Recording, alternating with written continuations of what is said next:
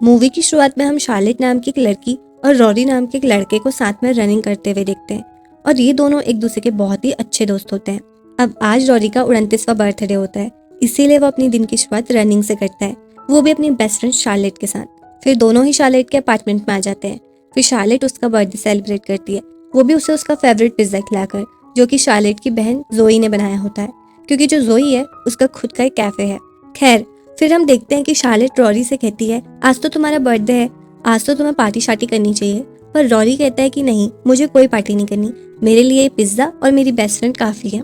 फिर थोड़ी ही देर में रॉरी को शार्लेट की एक बात याद आती है और वो उससे कहता है तुम्हें याद है जब मेरा 21वां बर्थडे था तो तुमने मुझसे कहा था कि अगर हम 30 साल तक सिंगल रहे तो तुम मुझसे शादी कर लोगी।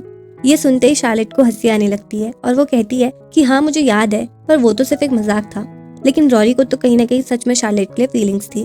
खैर, फिर शार्लेट रॉरी से पूछती है तो तुम अपनी 20s का लास्ट ईयर कैसे बिताना चाहते हो। तो रॉरी कहता है कि मुझे साउथ अमेरिका जाना है, ट्रैवल करना है, बहुत सी चीजें एक्सप्लोर करनी है। और ये सुनते ही शार्लेट बिना सोचे समझे ही रॉरी की फ्लाइट टिकट्स बुक कर लेती है और कहती है इसे तुम मेरी तरफ से अपना बर्थडे गिफ्ट समझ लेना। और ये देख रॉरी बहुत खुश हो जाता है। फिर हमें सीधे 1 साल बाद का सीन दिखाया जाता है, जहाँ पर हम देखते हैं शार्लेट से मिलने उसकी कलीग आती है और उसे याद दिलाती है कि उसे आज एक एस्ट्रोलॉजर से मिलने जाना है, वो भी उसकी नोवेल की रिसर्च के लिए, जिससे हमें यहाँ पर पता चलता है कि शार्लेट एक ऑथर है। फिर वो तैयार होकर सीधा एस्ट्रोलॉजर के पास पहुंचती है और यहाँ पर उसे एस्ट्रोलॉजर से मिलकर पता चलता है कि उसकी लाइफ में एक बहुत बड़ा तूफान आने वाला है, जो उसकी जिंदगी में एक बदलाव लाएगा। साथ ही उसे ये भी पता चलता है कि उसकी जिंदगी में एक इंसान आने वाला है, यानी कि उसे एक लवर मिलने वाला है, जिसे वो पहले से ही जानती है।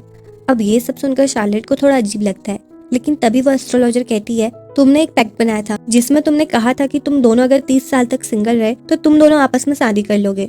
ये मजाक में बना हुआ था, लेकिन ये सच होगा। अब ये सुनते ही शार्लेट का तो दिमाग काम करना ही बंद हो जाता है और उसे समझ ही नहीं आता कि ये एस्ट्रोलॉजर क्या बातें कर रही है, क्योंकि उसने तो ये सब अपने बेस्ट फ्रेंड से कहा था।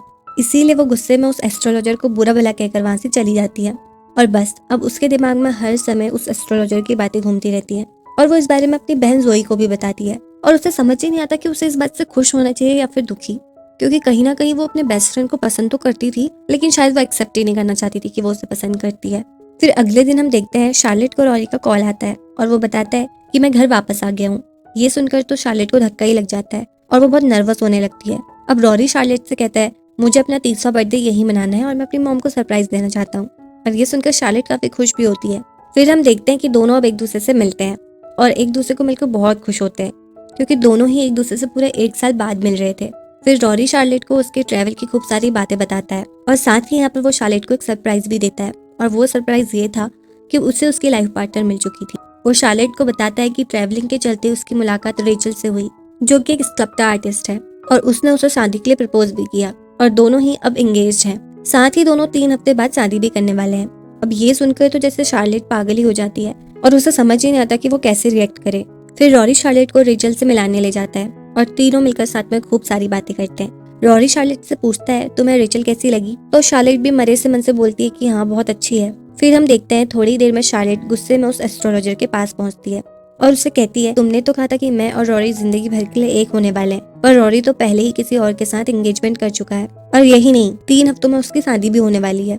ये सुनकर एस्ट्रोलॉजर कहती है ये सब मैं नहीं जानती, मेरा कहा कभी भी गलत नहीं हो सकता, मैंने जो कहा है वो होकर रहेगा। फिर अगले दिन शार्लेट अपने ऑफिस में बैठकर उसे भेजे हुए फैन मेल पढ़ने लगती है, जिसमें उसे रॉरी का भेजा हुआ भी एक पोस्ट कार्ड मिलता है, जिसमें उसने शार्लेट के लिए लिखा था कि वो उससे बहुत प्यार करता है और अपनी आगे की जिंदगी उसी के साथ बिताना चाहता है।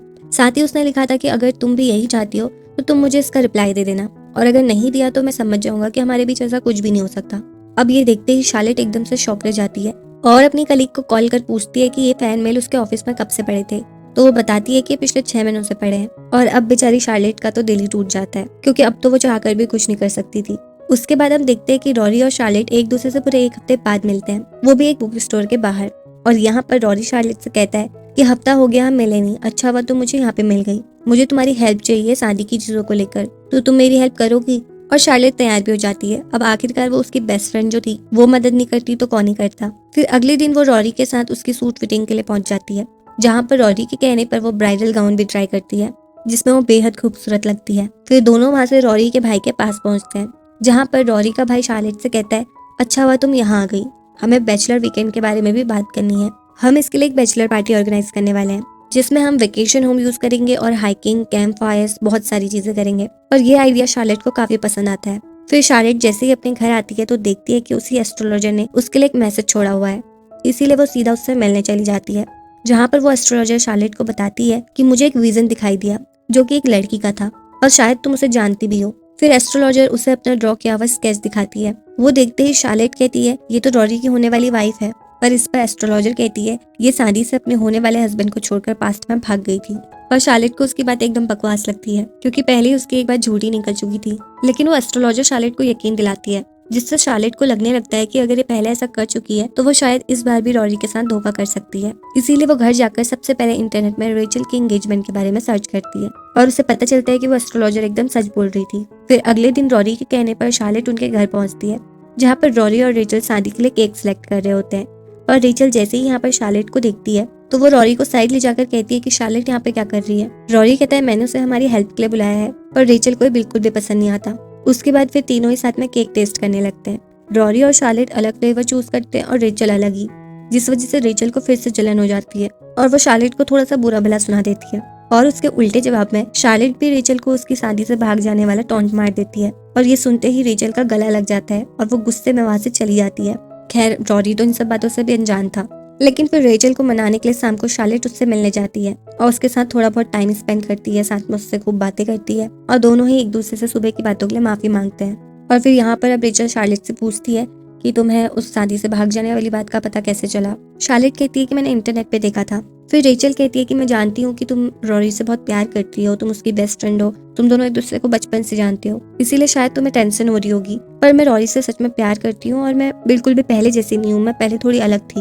और वैसे भी मेरी उस एंगेजमेंट टूटने वाली बात को तो कई साल हो गए हैं। फिर अगले दिन हम देखते हैं शार्लेट ट्रॉय से मिलने जाती है और ये ट्रॉय वही लड़का है जिसे रेचल धोखा दे चुकी थी। शार्लेट ट्रॉय से रेचल के बारे में पूछने लगती है, जिससे यहाँ पर उसे पता चलता है कि रेचल और ट्रॉय की उनकी शादी से भागने वाली बात को अभी केवल 1 ही साल हुआ है, जबकि रेचल ने शार्लेट से बोला था कि इस बात को गुजरे हुए कई साल बीत चुके हैं और अब उसे रॉरी की टेंशन होने लगती है। फिर हम देखते हैं कि अब समय बीतता जाता है और बस रेचल और रॉरी की शादी के लिए 5 ही दिन बचे होते हैं।